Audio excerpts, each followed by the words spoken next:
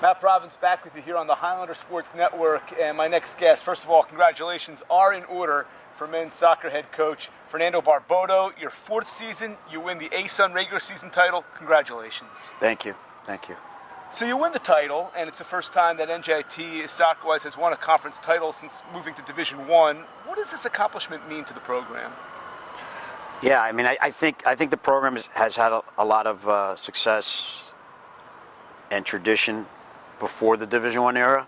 So to finally achieve it at the Division I level, I think it's obviously it's a great thing for the program, for the players, the coaches, and the institution. But I think it just shows that we can win here undoubtedly, and what I always felt was going to be the game changer, what was going to put us over the top in terms of having real success, winning a trophy or trophies, is the facility.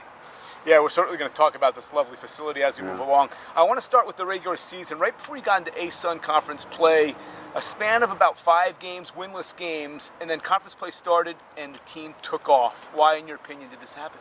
Well, I think every college team goes through the same. It's like an evolution as the season progresses, and we have so little time to prepare, and it's just game in, game out. 2 games, 3 games in 7 to 9 days is difficult. You don't get to train a lot.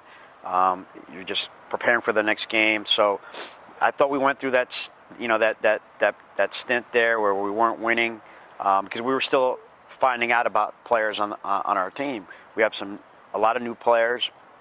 We had Gerald Cabero, Alejandro Bell, Rex Watkins, 3 new players to the attack. And I think when you're trying to, be an attacking playing team, possession playing team, which we try to be, it's going to take time.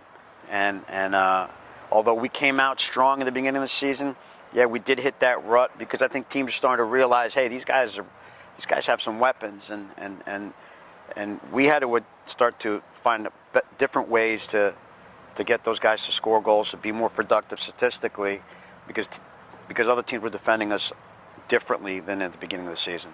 Well, you mentioned the word weapon, and you mentioned scoring goals. Rennie White, I mean, what a season, a chance to become another Golden Boot winner. We know about Mamadou Garassi a couple of years ago. We thought maybe we'd never see another NJIT Highlander reach those levels. What has made Rennie White get to that level, second in the nation in goals, and a big part of what you do? Yeah, listen, when it happened for Mo, when he got the Golden Boot, we were like, wow, that probably may never happen again. It's very unlikely with 206 teams that you're competing against in Division I for that trophy, right? We always knew Rennie was a goal scorer. We recruited him that way. He's built that way. He's a poacher. He's a pure number 9 finisher. I think him playing under Mo, if you will, I think helped him a lot as well. Made him believe that he can score almost every game. But yeah, Rennie White, he's on his way to possibly, get that. It would be an amazing achievement for him, for the program, if we would have 2 Golden Boot winners in the span of 3 years. Yeah, especially under your watchful eye. I think that's quite an accomplishment here. Now, we talk about getting ready for this postseason. Okay, here's an opportunity to get to NCAA tournament. You guys clinched the home field advantage. You were perfect in conference here, 5-1 overall this season. What did that mean to beat Jacksonville and secure that number 1 seed for the tournament starting here next week? Yeah, I mean, listen, for 3 years we've been on the road, right? And finally that we're here in our 4th season at home, a field. We talked about it at the beginning of the season, is you can't build a culture if you don't have a home. Every family needs a home, and this is our home, and we, as a coaching staff, kept on the team about defending our home. This is our place. We have to be grateful, thankful for such a facility, and I think the guys really took to it, and so playing at home is key. Getting that number 1 seed, I think it's a great advantage for us. We have to, we have to be careful with that, but we also have to take advantage of the fact that we're playing at home on turf in front of our fans. I look at the senior class, and I'll include Rennie White as a redshirt junior. But you have guys who, in 2016 lost the heartbreaker in the first round. You then would lose in a penalty kick situation the next year, didn't make it last year. What mentally are they like going into this match on Sunday? Yeah, listen, I think every soccer player, has, he has his pin-up, awards, and then you have your scars from losing, right? And I think those scars of losing, you don't ever forget them, and they help you. It creates a hunger, and I think our guys, those guys that were in that penalty shootout 2 years ago, they're ready. They try to set the tone right away in conference play. They're so focused before the game, and I think it's contagious, and you want it to be, right? And I think those past experiences have really put them in a place where they're so hungry. They so want to win. They're so motivated at training in the locker room. They're so positive, and they raise the intensity of the whole group. So yeah, it means a lot to them. From a coach's perspective, you'll play either Stetson or Lipscomb. We'll know more later in the week. You lost down at Stetson, tight game. You win at Lipscomb, tight game, both one-goal matches. How does the coach prepare in the situation right now, not necessarily sure of who that next opponent will be? Yeah, that's a good question.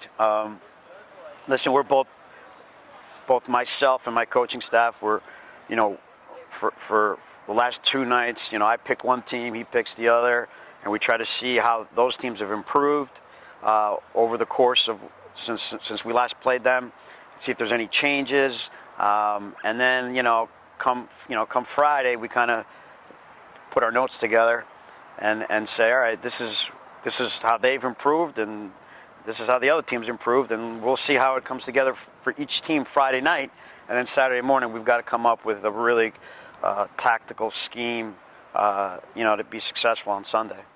All right, finally, we've talked about potentially another Golden Boot Award winner. We've talked about the new home here, right on campus at Lubetkin Field.